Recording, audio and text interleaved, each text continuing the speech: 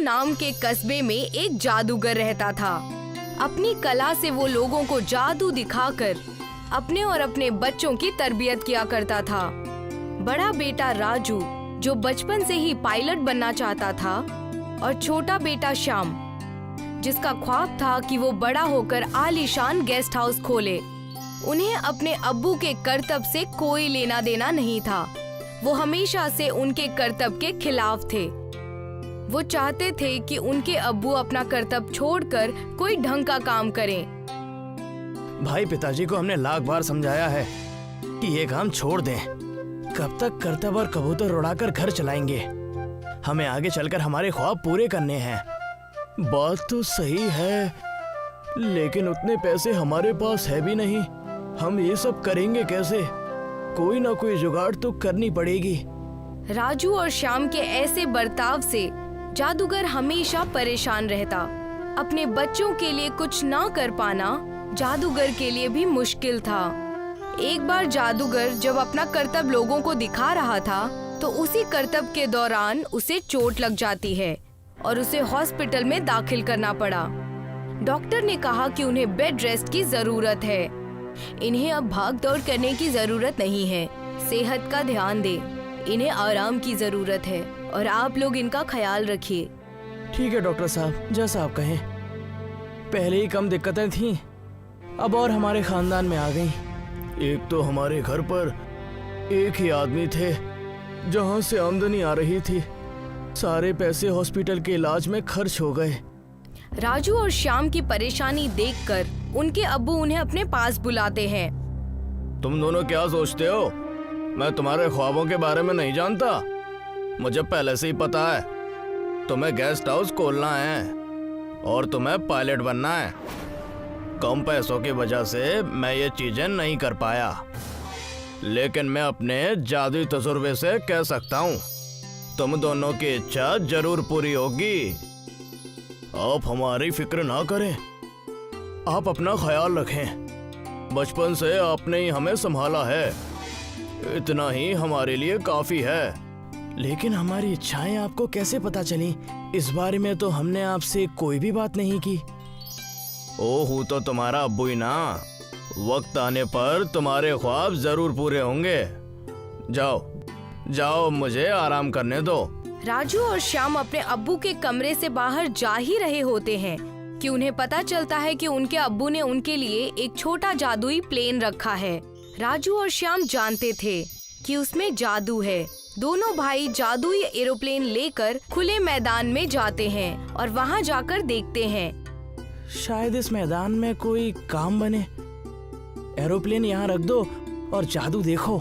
राजू ने एरोप्लेन जैसे ही जमीन पर रखा, देखते ही देखते एरोप्लेन पूरे मैदान में आ गया। अरे वाह, तुम्हारा काम तो पूरा हो गया। जरूर पिताजी ने मेरे बारे में भी कुछ सोचा होगा। इससे हम व्यापार करेंगे। विदेशी लोगों को हमारे गांव में विमान से लाकर उसका इस्तेमाल करेंगे। मुझे तो यकीन ही नहीं हो रहा है। हमारा कारोबार बहुत चलेगा अगर हम इसे चला पाए तो। ठीक वैसा ही हुआ।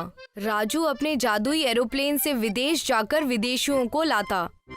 वक्त बीत रहा था। जादूगर की तबीयत अब ठीक हो रही थी। अपने बच्चों को खुश देखकर वो भी बेहद खुश था और एक दिन अपने बच्चों के एरोप्लेन के चक्कर लगाने के लिए जादूगर चला जाता है। अरे वाह राजू बेटे, तुमने तो बहुत अच्छा धंधा संभाला हुआ है। मैंने तो एक छोटी सी एरोप्लेन रखी थी यहाँ पे। देखने से लग रहा है कि दोनों भाइयों ने मिलके एक आलीशान महल बना दिया है। अरे अब्बू, ये सब आपके जादू की वजह से ही तो हुआ है, वरना हम कहाँ जाते। राजू भैया भी बहुत खुश हैं। जी अब्बू, मेरा बचपन का पायलट बनने का ख्वाब भी पूरा हो गया। मैं पढ़ तो नहीं सका, लेकिन आपके जादू की वजह से मैंने हर चीज हासिल कर ली है। राजू का एरोप्लेन से बेहद अच्छा कारोबार होने लगा था और शाम राजू के एरोप्लेन से विदेशियों का स्वागत करता था और उन्हें कस्बे घुमाने का काम किया करता था। दोनों भाई अच्छा पैसा कमा रहे थे। विदेशी उनके काम से खुश होकर उन्हें ज्यादा पैसे दे दिया करते थे। सुनो, हम तुमसे कहना चाहता है कि एरोप्लेन में ही गेस्ट हाउस शुरू कर दो। इससे तुम्हारा ज्यादा मुनाफा होगा। मैं ऐसा ही करूँगा। मैं इस बारे में सबसे बात करता हूँ। Thank you. श्याम विदेशी की बात सुनकर अपने भाई और अपने अब्बू से कहता है, भाई और अब्बू, मुझे आपसे एक जरूरी बात करनी है। क्यों ना हम एरोप्लेन में ही गेस्ट हाउस चालू कर दें। इससे हम लोगों को अपने गांव में ही नहीं बल्कि कई सारे गांव में भी घुमाएंगे।